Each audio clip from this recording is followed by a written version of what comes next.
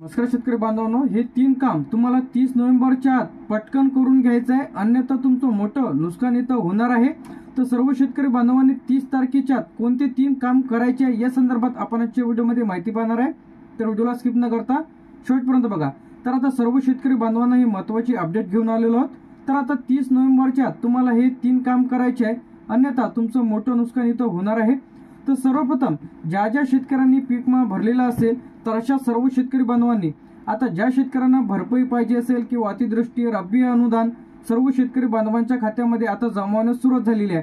तर रब्बी अनुदान ज्या शेतकऱ्यांना मिळालेलं नाही तर अशा शेतकऱ्यांनी काय करायला पाहिजे, त्याचप्रमाणे अतिवृष्टी भरपाईचे सुद्धा वाटप इथं सुरू झालेले आहे। तर आता 2023 चा खरीप आणि रब्बी पीक विमा शेतकऱ्यांच्या खात्यामध्ये जमा झालेला आहे। त्यानंतर बरेच दिवसांपासून रखडलेला 2024 चा सुद्धा पीक विमा शेतकऱ्यांच्या खात्यामध्ये जमा होण्यास सुरुवात झालेली आहे। तर आपल्या फ्युचर इन्फॉर्मेशन टेक यूट्यूब चॅनलवरती आपण व्हिडिओ ऑलरेडी अपलोड केलेला आहे, तर लगेच बघा। तर आता शेतकरी बांधवांना 30 नोव्हेंबरच्या आत कोणते 3 काम करायचे हे आपण आजच्या व्हिडिओमध्ये जाणून घेऊया। सर्वप्रथम तुम्हाला ई पीक पाहणी करणे आवश्यक आहे। ज्या शेतकऱ्यांची ई पीक पाहणी राहिलेली आहे तर अशा शेतकरी बांधवांनी 30 नोव्हेंबरच्या आत हे 3 काम करायचे आहे। पहिले जो मध्ये तर सर्व शेतकरी बांधवांनी ई पीक पाहणी करायची आहे। ई पीक पाहणी जर केली तर तुम्हाला पीक विमा सुद्धा मिळेल। त्यानंतर अतिवृष्टी भरपाई रब्बी अनुदान असे जे काही भरपाईची रक्कम आहे ते शेतकऱ्यांना मिळेल।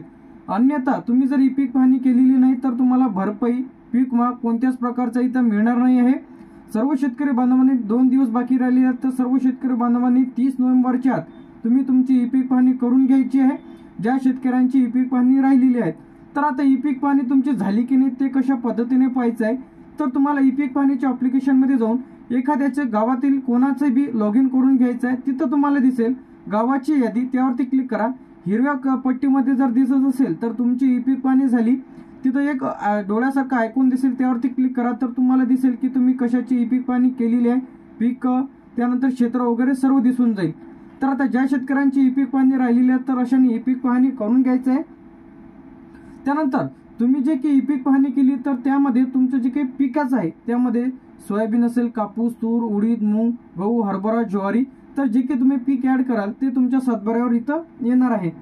त्यानंतर आता ज्या शेतकऱ्यांचे पंचनामे झालेले नाही, दुसरा महत्त्वाचा पॉईंट म्हणजे तुमचे पंचनामे अधिक बाकी राहिलेले आहेत। ज्या शेतकऱ्यांचे पंचनामे इथं बाकी राहिलेले असेल तर अशाने तलाट्याला भेटा, ग्रामसेवकाला भेटा आणि तुमच्या शेतातील पंचनामे करून घ्या।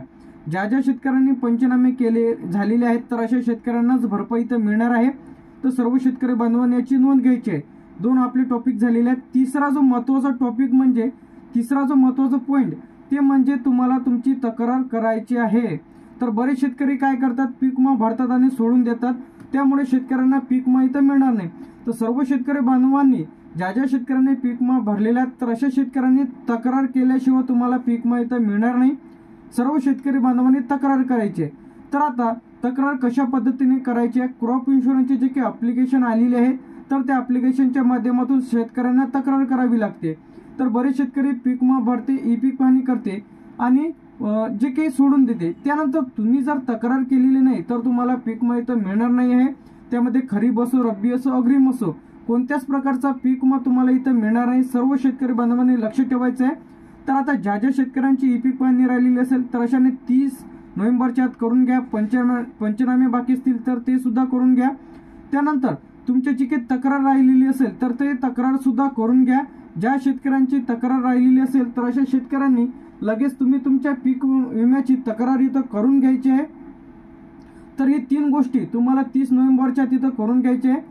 तर आता तक्रार कशा पद्धतीने करायची आहे, आता तुम्ही जे काही तक्रार कशा पद्धतीने करायची आहे यावरती सुद्धा आपल्या चॅनलवरती आपण व्हिडिओ अपलोड केलेला आहे। ज्यांना कोणी रब्बी पीक विमा भरलेला असेल 2025 चा तर ते व्हिडिओ आपण याआधी ऑलरेडी आपल्या फ्युचर इन्फॉर्मेशन टेक यूट्यूब चॅनलवरती व्हिडिओ आपण अपलोड केलेला आहे। तर यामध्ये तुम्हाला अतिवृष्टी भरपाई असेल, रब्बी अनुदान असेल, खर्डी असेल, त्यानंतर जे काही नैसर्गिक आपत्तीमुळे जे काही भरपाईची रक्कम असेल ते सुद्धा तुम्हाला जर मिळालेली नसेल तर लगेच तुम्ही तुमची KYC करून घ्या। पटवाऱ्याकडे जा, तलाट्याकडे जा, तुमचा पेंडिंग मध्ये तुमचं नाव आहे का ते चेक करून घ्या। पेंडिंग मध्ये जर असेल तर अशा शेतकऱ्यांनी KYC करा। KYC केल्याच्या नंतर थेट तुमच्या खात्यामध्ये भरपाईची रक्कम ही जमा केली जाणार आहे। तर सर्व शेतकरी बांधवांना आवाहन करण्यात येते की 30 नोव्हेंबरच्या तुम्ही तुमचे हे जे काम आहे, ई पीक पाहणी असेल, पंचनामे असतील, तक्रार असेल ते लगेच करून घ्या। संपूर्ण व्हिडिओज तुम्हाला आपल्या एकमेव चॅनल म्हणजे फ्युचर इन्फॉर्मेशन टेक यूट्यूब चॅनलला व्हिडिओज अपलोड केलेले आहे। तर याबद्दल तुम्हाला कशाच्या रिलेटेड व्हिडिओ पाहिजे ते कमेंट करून नक्की सांगा, त्यावरती लगेच आपण आपल्या चॅनलवरती व्हिडिओ अपलोड करू व लाईव्हच्या माध्यमातून सुद्धा आपल्या चॅनलवरती तुम्हाला व्हिडिओ येणारच आहे। तर सर्व अपडेट्ससाठी आणि नवीन व्हिडिओसाठी आपल्या चॅनलला सबस्क्राईब करून ठेवा। थँक्यू।